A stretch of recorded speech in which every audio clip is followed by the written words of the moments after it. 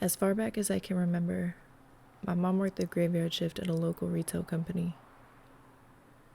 Like most single parents, she was forced to leave me in the care of others. Each night, she would take me to either a family member's or a sitter's house. I was too small to see out the windows of our car, but I knew where we were going by the turn she would take and by the shapes of the treetops. Most nights, we headed to Eastside. As soon as we arrived at my sitter's, my mom would carry me in, lay me on the couch, and head to work. I would lay there in the dark, looking towards a covered window. And sometimes, I would hear them.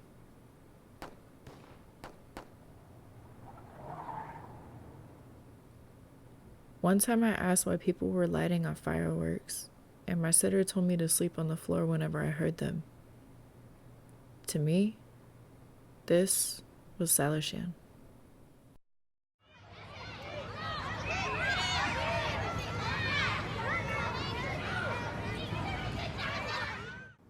I grew up in the town of Fircrest in the 1950s. Stories we were told is that you never want to go there, you never want to be around there, and when you drive by there, drive by fast. It was not a place to be. If I had to describe Salishan in 3 words, I would say dark, despair, bottom. Since its construction in 1943, Salishan has had a negative reputation within the city of Tacoma. Through journalist perspectives and imagery, local media coverage would reinforce negative stereotypes about the neighborhood. Demonizing Salishan and its residents, these media outlets associated them with laziness, gangs, drugs, as well as other forms of crime. Yet without the voices of the tenants, negative stereotypes about Salishan will persist.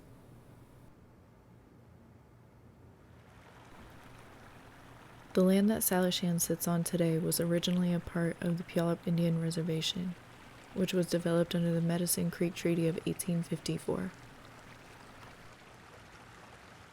My name is Danica Sterrod-Miller. I am an assistant professor of American Indian Studies at the University of Washington, Tacoma, and I am a citizen of the Puyallup Nation. I grew up on one of the last unceded territories of the Puyallup, and I grew up in a highly political Puyallup family.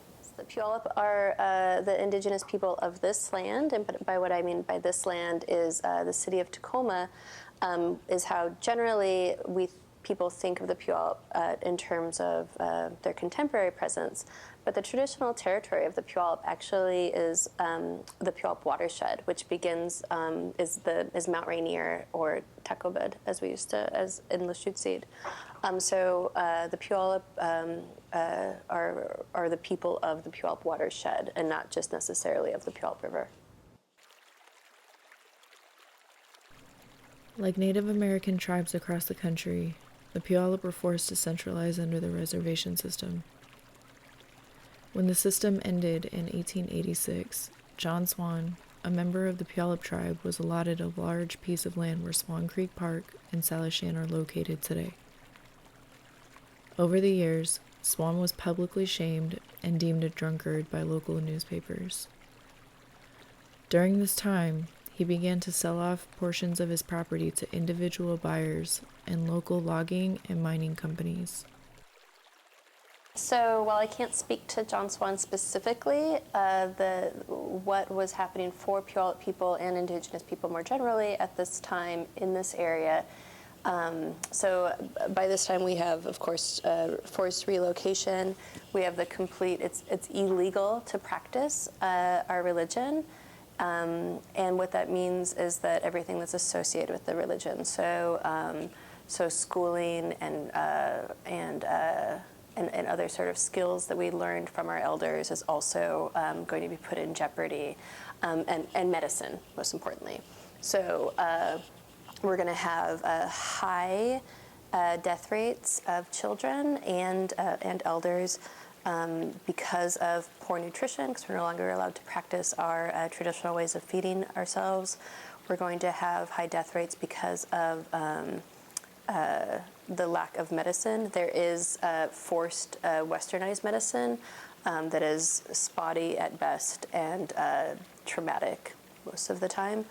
And we're also going to have deep psychological depression, right? To have within what really is about a 40-year span of beginning of colonization to almost complete land loss is so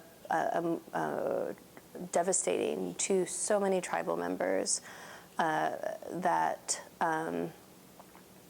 that John Swan's experience is not atypical. In addition, just to speak to his sort of notoriety as a drunkard, I think is what the quote is. That there's the stereotype of the drunken Indian is one that we all are very familiar with. However, it is one that is purposely promoted in order to excuse and legitimize both the theft of land, the taking of children, and the genocide of the Puyallup specifically, but it's applicable across the United States. So while alcoholism has certainly touched and hurt a lot of American Indian communities,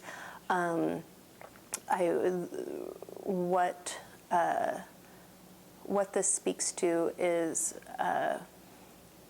the using alcohol and alcoholism and the stereotype of drunken Indians as a way to legitimize land theft.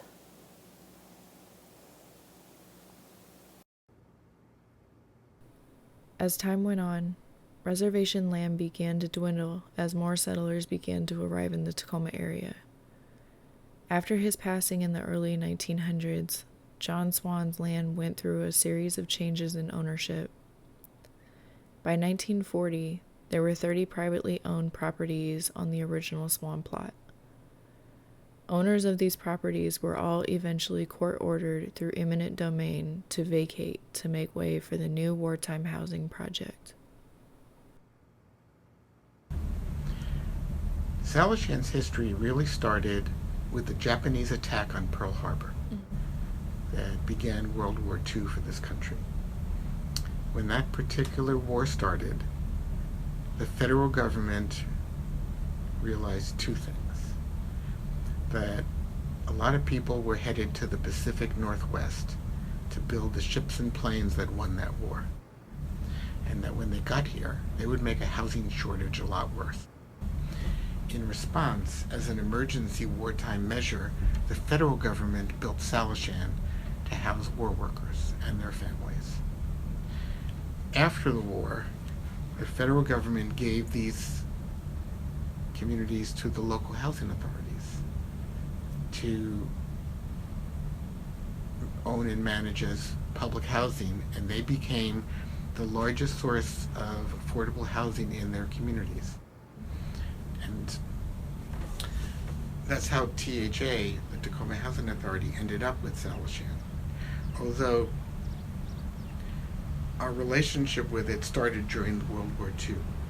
We were formed only in 1940.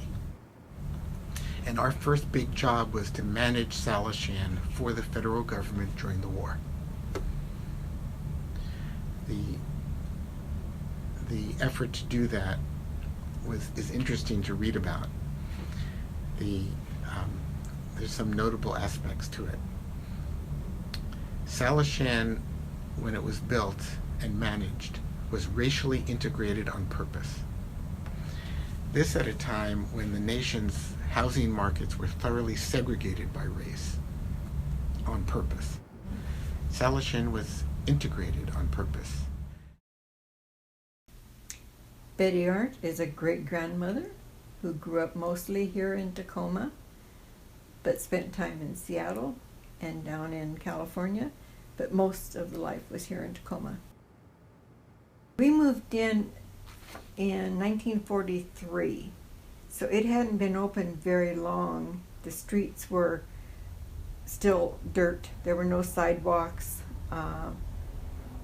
no trees, no shrubs, no nothing. It was like a military base almost, with all these different, there were single houses, duplexes, triplexes, and sixplexes.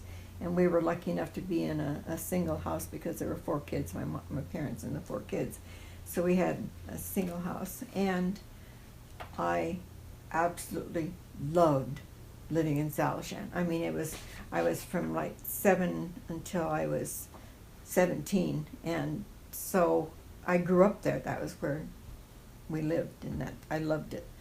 So, and it was very, everybody knew everybody. There was a really nice community building where we had everything that went on there. There was a gulch that we used to play in all the time that they don't allow kids playing in it anymore. Everybody was pretty well poor. I mean, there were no rich people there. It was a housing project. The parents all worked, most of them in the Navy shipyards.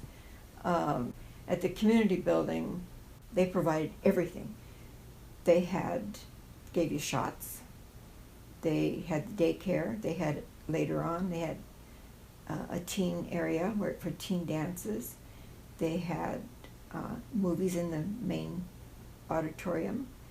They just, it was this one big community where everybody gravitated to the same area. The parents were really busy and everything, but the kids found things to do. We played. We stayed out of trouble.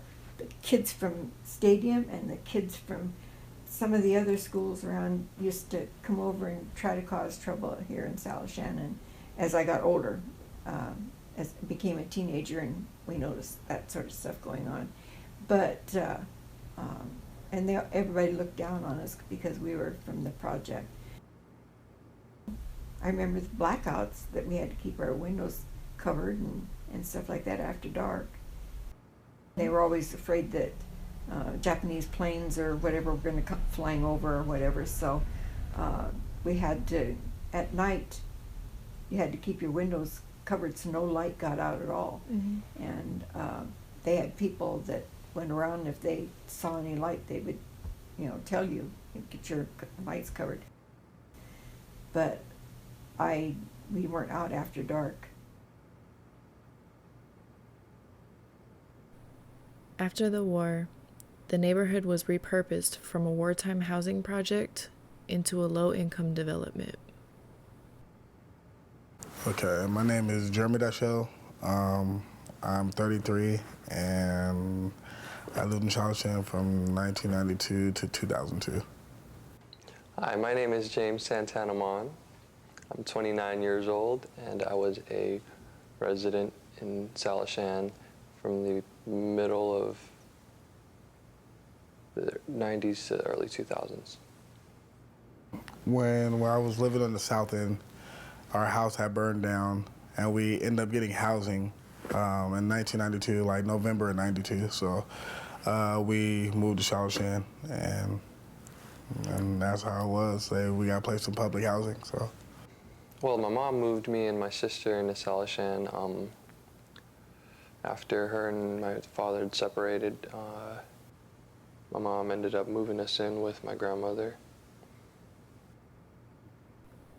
Salishan's image continued to decline as the neighborhood began to experience gangs and increased violence throughout the 80s and 90s.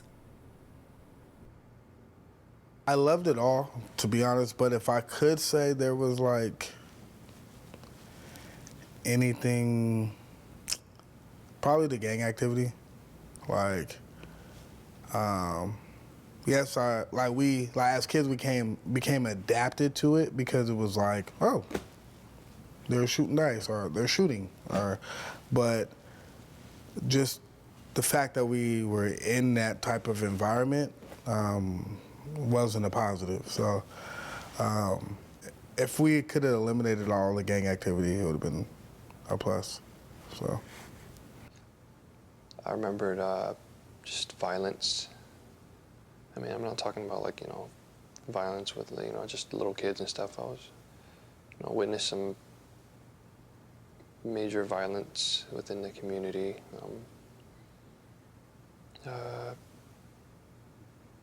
Shootings.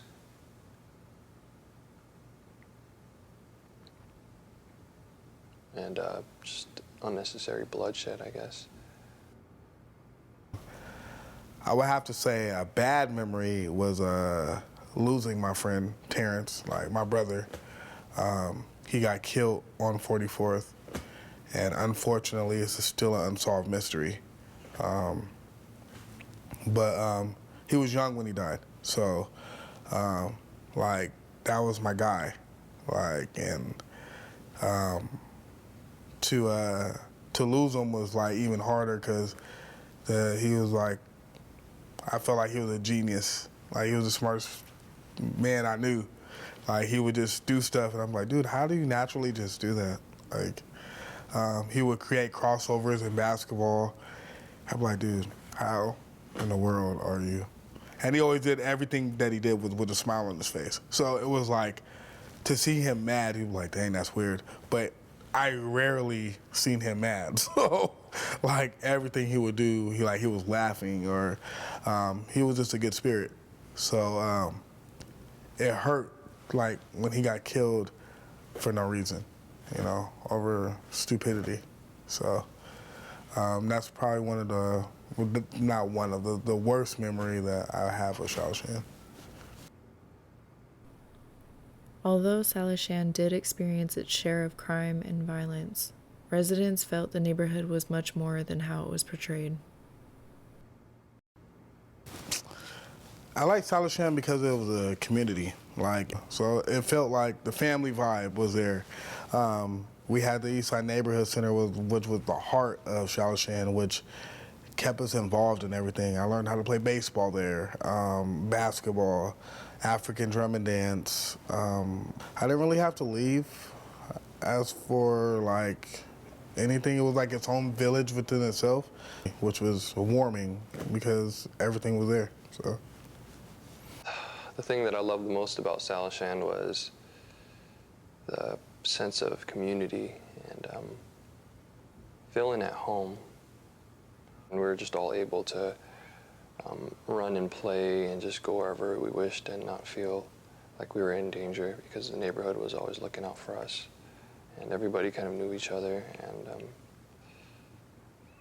And yeah, it was nice that all of my friends were all really close by. I also really liked that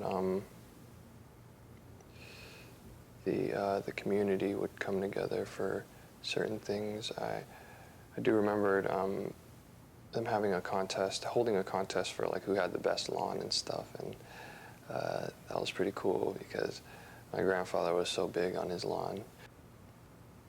I also loved that they had that community garden, which is still there. It was awesome. what else, man? We had a bike crew in Salishan. We all built bikes. What else? Oh man, I can go on and on. Riding bikes was fun. If you didn't have a bike, somebody else would have a bike for you. Chances are that bike didn't belong to them. But it usually got around. Another aspect of Salishan was that from its opening day, the neighborhood had this signature for being racially diverse. The neighborhood became an important gateway community, offering the first home to new Americans, including those fleeing the killing fields of the Khmer Rouge. Moving into Salishan and coming from a place of turmoil, because my family, both sides of my family had moved from a refugee camp,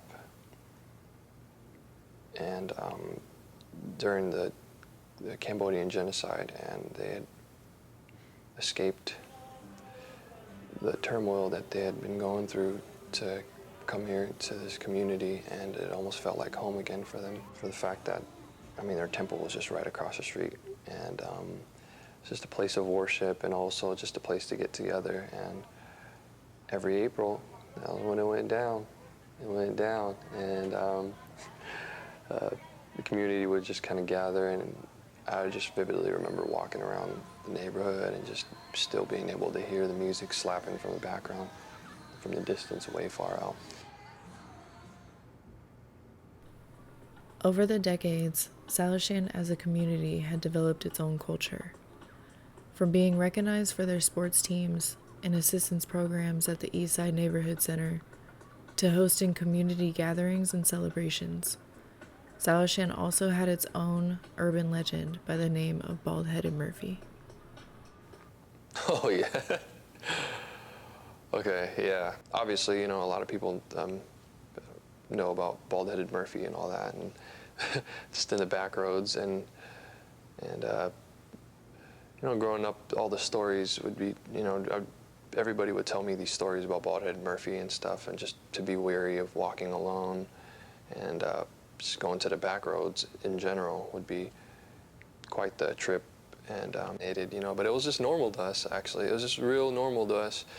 It was just I guess, an urban legend that was passed around, maybe to just kind of keep kids safe and stuff, but I don't know, maybe it's true. Who knows? I've never personally seen him, but I don't want to either. So I will roll my windows up and have my doors locked when I'm driving through, just because he may still be there. He's probably like 178 years old now. So Bald-Headed Murphy, I'm still scared of you as a grown adult, so yeah.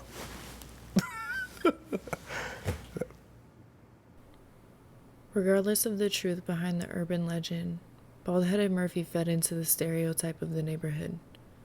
However, Salishan also positively influenced many of its young residents.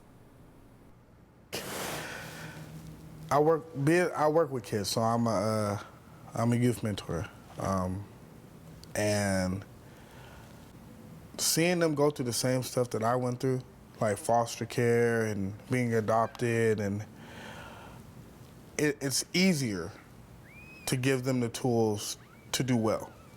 Like, it made me appreciate the people that I did have. Like, if it wasn't for living in Salishan, I wouldn't have had none of that. And I wouldn't be the person that I am today, uplifting the youth that I am, so.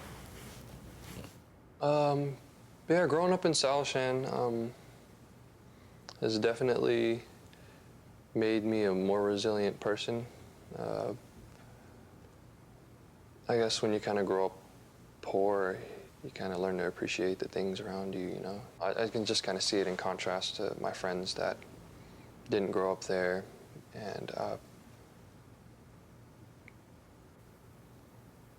they're not really as thankful for the things that they have. In 2001, the Tacoma Housing Authority received a $35 million Hope 6 grant for the revitalization of Salishan. The old neighborhood was demolished to make way for the new mixed-income Salishan. Unfortunately, the old stereotypes remained. Salishan is a diamond in the rough. If you get to know the culture, go over there, walk around, get to know the area,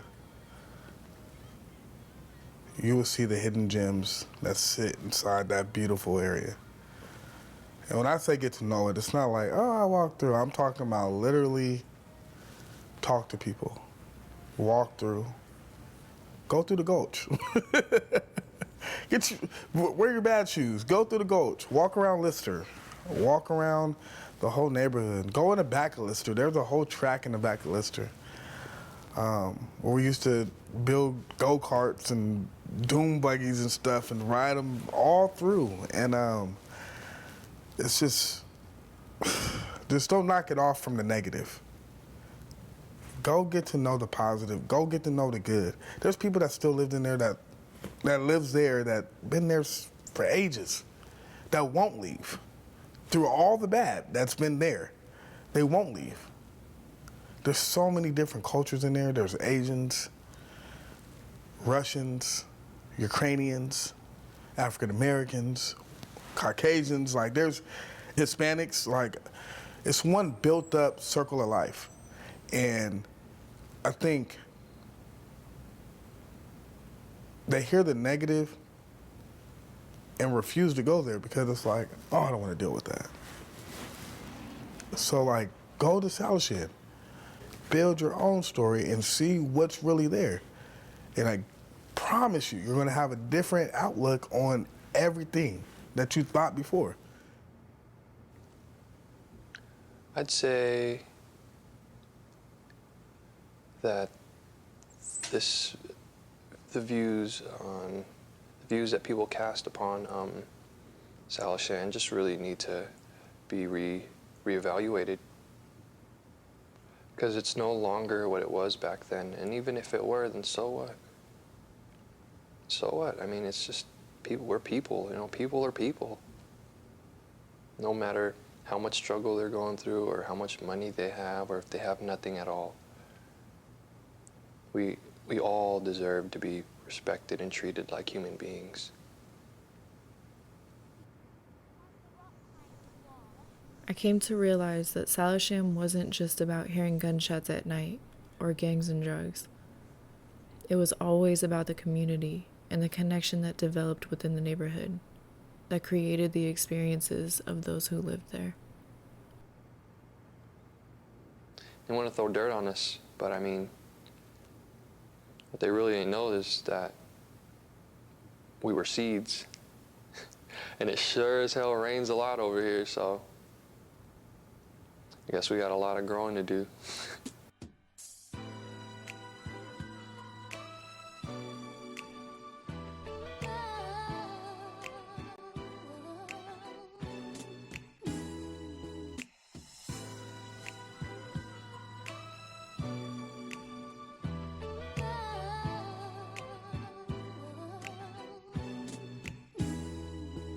Got love for Tacoma, much love to the south side, love to the east side, love to the north end, much love to Spanaway. Yeah, you know my heart. I got love for Hilltop and much love to Oakland Park, much love to Lakewood, Silicon, Woodbrook, much love to Sunnydale, where I understood crooks, much love to Parkland, Salishan, downtown, Deuce Nickel Tray, that sits in the South Sound, coming from a city, she treats me good, born and raised, and where I spend most of my days, with a past full of ups and downs. People don't fuck around. Certain parts of the town look like a maze. They playing cops and robbers on the blocks of Hosmer. Seen it all from crime in the city to tags on Proctor. We have a lot to offer. They sleep on us. The history's deep, so play this till the speakers bust. Now there's weed up in the sky, something that you need to try.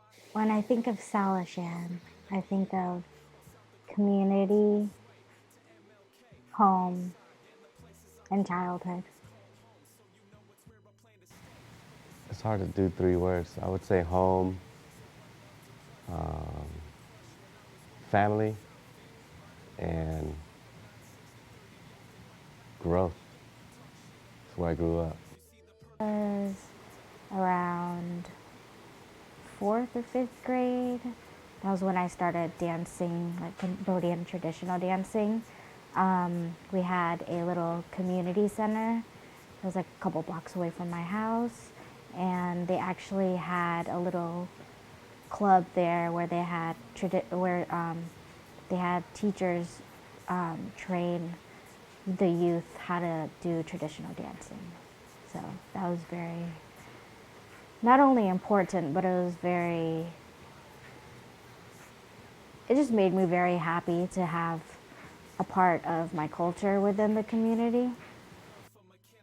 There was a urban legend that not a lot of people know of unless you're from Salishan, and his name was Bald-Headed Murphy. I never knew where it originated from, but ever since attending Lister Elementary School since kindergarten, Bald-Headed Murphy was our boogie monster, and we'd go in the back of the woods during recess and lunch just to scare ourselves and take a couple of steps in the woods and run back out, and that was just thrilling to us. So summertime, we'd be on a hunt for him, and there'd be so many rumors, and we have friends and classmates that were all around the same area and we're like, oh, I saw Bald-Headed Murphy yesterday. He was over here, so we got to go find him. So, and we'd go back there and look for him, not knowing what we were looking for or if he was real or not. But I think just the thrill of it. But I do remember it was a great childhood growing up there. We'd have potlucks too. That was a good time. Another good memory was attending Cambodian school. Back then they had Cambodian school, and a lot of my classmates that went with me weren't Cambodians, man. I had black friends, Samoan friends, Laos friends, and Vietnamese friends that came with us, and we all learned Cambodian together.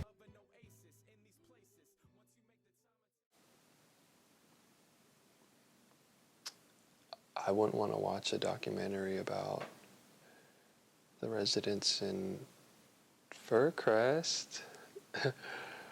I mean, what's so interesting about that? What would you want to watch a movie without problems and all that, and peaks and valleys? I mean,